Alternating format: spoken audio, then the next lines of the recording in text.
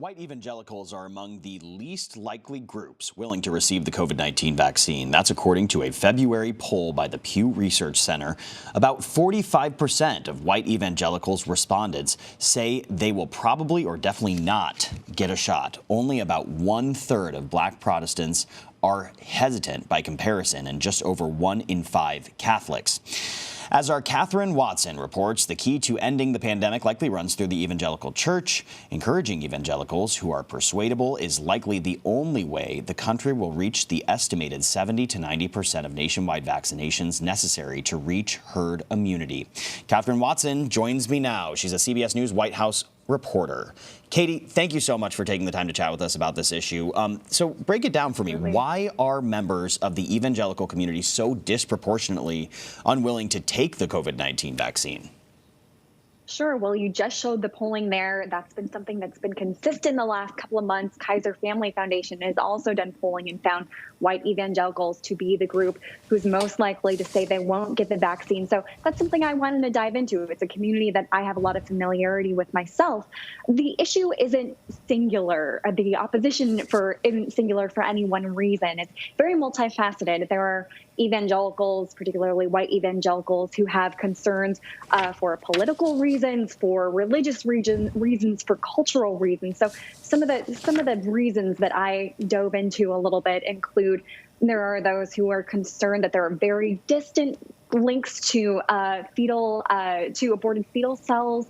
There are those who have concerns saying, hey, we just don't have really long-term trials on these COVID-19 vaccines yet.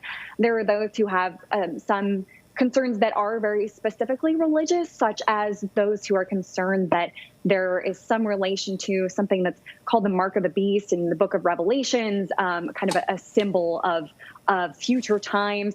So there are a number of different concerns on the issue, and that's what I tried to dig into, trying to show that it isn't necessarily one concern, but all of these concerns together, in addition to skepticism of the medical community from the evangelical community that play into this. Yeah, per your reporting, also, a lot of people just think this is overhyped by people like us, reporters and journalists on TV, talking about how severe this crisis is. Just a really fascinating article you wrote. So you spoke with an evangelical leader and Samaritan's Purse president, Franklin Graham, who said he is pushing members of the community to get vaccinated. What is the message he's putting forth to try and end the hesitancy? Sure. Well, I spoke with Franklin Graham, who is really well known in the evangelical community. He's the son of Billy Graham, the late evangelist. So he had posted something on Facebook a little while back, maybe a couple of weeks ago, saying, hey, I think it's a good idea for Christians to get the vaccine. I think Jesus would want people to get the vaccine because it's something that we can do to, help prevent illness. He mentioned the story of the Good Samaritan. The Good Samaritan is a biblical parable that Jesus told of a man who saw someone along the side of the street hurting and came to his aid and, provided things that were at the time, the medicines of the time, oil and water and wine and different things to kind of help this man with his ailments. And so he pointed to that in his Facebook post as an example of how Jesus would be not just willing to, but happy to, eager for medical solutions to problems like COVID-19. So he received a lot of backlash on that. All of the comments, almost all of the comments at least, were negative or critical of what he had to say, and just listed some of the examples that I had mentioned earlier about these different reasons for not wanting the vaccine. So I spoke with him, and he basically kind of expanded on what he'd said in his Facebook post. Samaritan's Purse, his international relief charity, has done a lot of work on COVID-19, tried to help a lot of COVID-19 patients, not just in the U.S., but across the world, in Italy, in the Bahamas, in different places, particularly at the beginning of the pandemic where things were really bad. So he said, hey, I have seen the effects of COVID-19 firsthand, and it's not something I want to get. It's not something I want anyone else to get. If there's anything that we can do to, prevent illness, we should do it.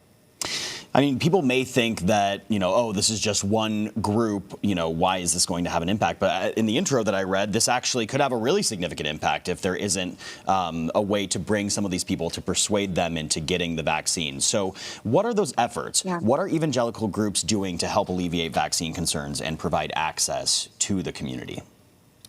Right. Well, exactly. You mentioned, hey, this is only one community, but it really is a community that represents a broad swath of the United States population. And if we're talking about up to maybe 40% of white evangelicals or more than that who say that they don't want to get the vaccine, that's a significant chunk of the population. So I spoke with one former pastor who was kind of involved now currently with a lot of public health entities. And he started a project, and his name is Curtis Chang, to kind of try to persuade and educate evangelical Christians in general about the vaccine. He's posting lots of short video clips with medical experts, interviews that he's doing to address some of the concerns that evangelical Christians might have that maybe aren't really being addressed by public health officials. So that's one effort that he is trying to do. And he put it very simply to me when I interviewed him. He said, hey, the path to ending the pandemic is through the evangelical church. And it's something that public health experts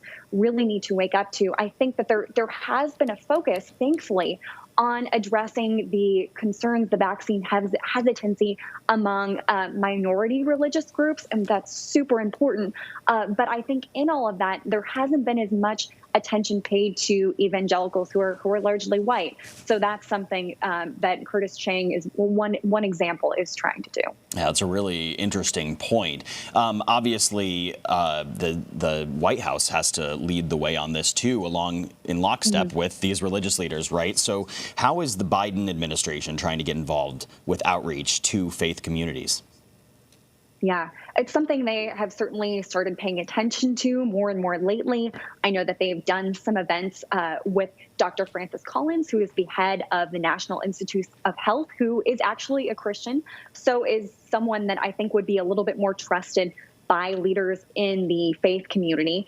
And yeah, the Biden administration really is trying to work with faith leaders, with pastors, with different people who might be more trusted among these communities of faith than the White House is, because let's be honest, it's a Democratic administration. Most evangelicals, most white evangelicals are Republican, and so that's another issue that comes into play here in the trust factor. So the Biden administration is really working hard to try to connect with faith leaders, to do different events with them, to try to get the message out here about, hey, these vaccines are safe, these vaccines are effective, and these vaccines are really what we should be doing to get back to normal. Some really interesting and important reporting. Catherine Watson, thank you.